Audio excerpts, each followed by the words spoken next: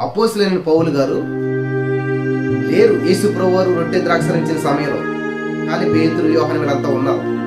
కానీ ఇక్కడ క్లారిటీగా మనం చెప్తున్నటువంటిది ఎవరంటే పౌలు గారు చెప్తున్నాడు. ఏమని? ప్రభు అయినటువంటి యేసు తాను అప్పగించబడిన రాత్రి ఒక రొట్టెని ఎత్తుకొని కృతజ్ఞతాస్తుతులు చెల్లించి దానిని విరిచి, గమనించాలి, విరాలి. మీకు ఎప్పుడైనా మీ చేతిలో బ్రెడ్ వస్తుంటే దాన్ని విరవాలన్నమాట.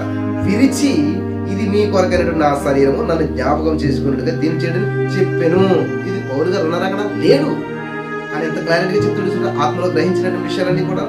హల్లెలూయా, స్తోత్రం దేవా. ఈ యొక్క మీ శరీరాన్ని మేము భుజిస్తూ ఉండగా మాలో ఉన్న ప్రతి బలహీనతలో, ఆధ్యాత్మికమైన శరీరమైన బలహీనత విడిపించమని యేసు నామములో ప్రార్థించి నమ్మి పొందుకున్నాము పరమ తండ్రి, ఆమేన్. స్తోత్రం కలుగును గాక.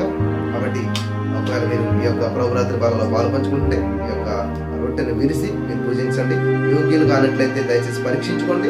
ఎవరైనా క్షమించలేనటువంటి ఆ యొక్క మీ చేదుగిని మీ జీవితం నుండి దాన్ని విడిచిపెట్టండి. ఇప్పుడే మేము క్షమిస్తున్నాం, మాకు ఎవరి మీద ద్వేషం లేదని ఒప్పుకొని పూజిద్దాం. Thank you Jesus. యేసయ్యా, ఇది నేను పూజిస్తూ ఉండగా మాకు సర్వశరీరమునకు ఆరోగ్యం దయచేయమని యేసునామమున ప్రార్థించి పొందుకున్నాం తండ్రి, ఆమేన్. Thank you Jesus. ఆ ప్రకారమే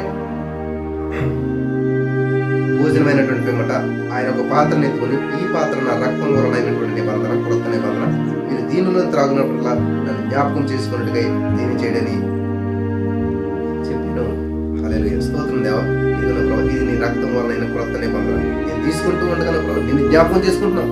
నీకు మా కొరకు శిలువలో కాల్చినటువంటి రక్తాన్ని బట్టి వందనాలు తండ్రి. మాకు విమోచించవు, విడిపించవు. నేను తీసుకుంటూ ఉండగా డివైన్ హెల్త్ దయచేసి, జ్ఞానం దయచేసి, ఈ లోకంలో ఎదురే ప్రతి శ్రమల విజయం పొందడానికి విజయం పొందావు కాబట్టి ఈ రక్తం ద్వారా మా జీవితంలో, మా యొక్క శరీరంలో గొప్ప మార్పును సంభవించినందుకు వందనం చేస్తూ యేసు నామములో ప్రార్థించి ఇది రక్తంగా మేము స్వీకరిస్తున్నాం తండ్రి, ఆమేన్.